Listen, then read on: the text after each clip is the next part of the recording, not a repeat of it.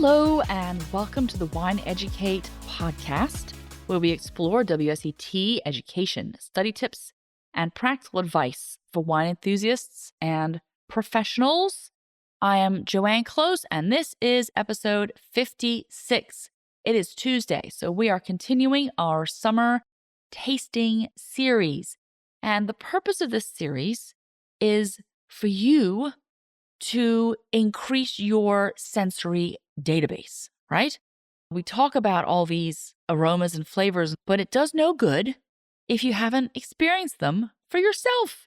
So I liken it to you having a filing cabinet in your brain with folders inside of it, and you will discover these aromas and flavors and then log them in your brain. So the ones we're talking about today is under the Herbaceous cluster. So I'm looking at the WSET SAT card for level 3. And under Herbaceous, not to be confused with herbal because they are different, and we're just going to focus on Herbaceous today. We have green bell pepper, grass, tomato leaf, the mysterious tomato leaf, asparagus, and the even more mysterious blackcurrant leaf.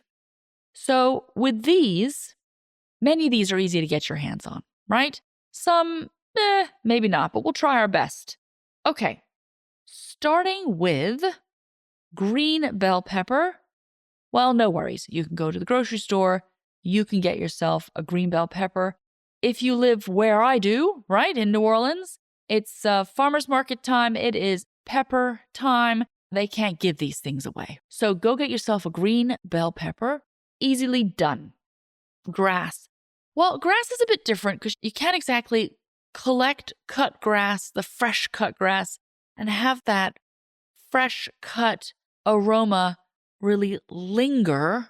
It's going to fade over a day or so. So what I want you to do is go outside and smell a freshly cut lawn.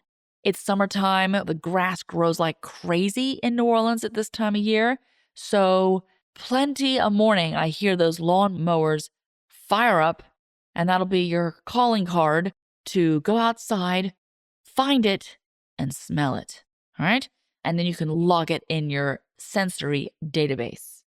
Asparagus. Asparagus, again, something you can get from the grocery store. Asparagus, I would say like a lightly cooked or steamed asparagus to get the full effect of what it smells like. Raw asparagus doesn't quite do it. I think you got to cook it just a little bit.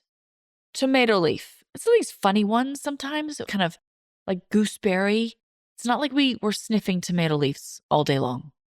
But if you have a plant in your backyard, or you go to the farmer's market. Remember, the farmer's market is your true friend with helping you develop your aromas and flavors. And they'll have some tomato plants for sale. So you can smell it. Go around picking everything up and smelling it. Pick and choose your battles with the farmer's market. Don't be that weirdo who just goes there to smell everything.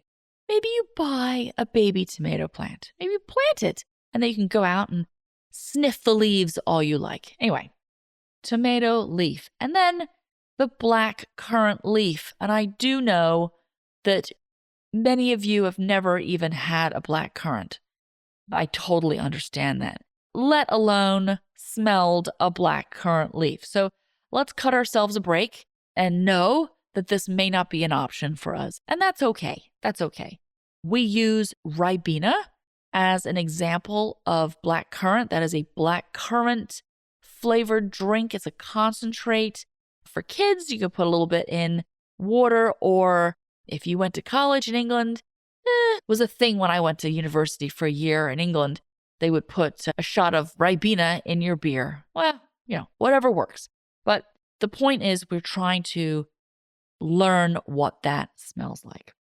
So with all these things, they're not all able to put in a jar and kind of bottle it up. You can cut some green bell pepper, you can have the asparagus, but the cut grass, you really need to go out and experience that. how are we relating this to real life wine examples? Okay.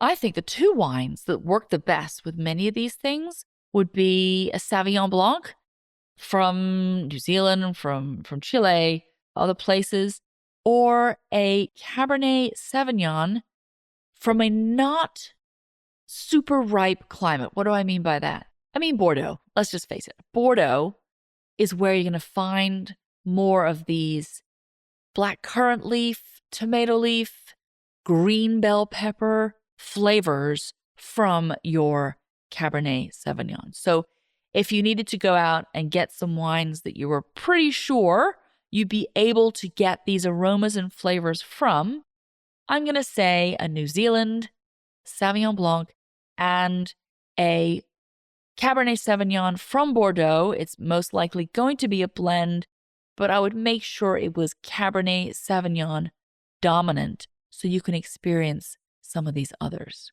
And you are certainly going to find these herbaceous aromas and flavors in other wines as well. But now you have logged them in, and the next time you're tasting in class, you'll be like, smells like tomato leaf.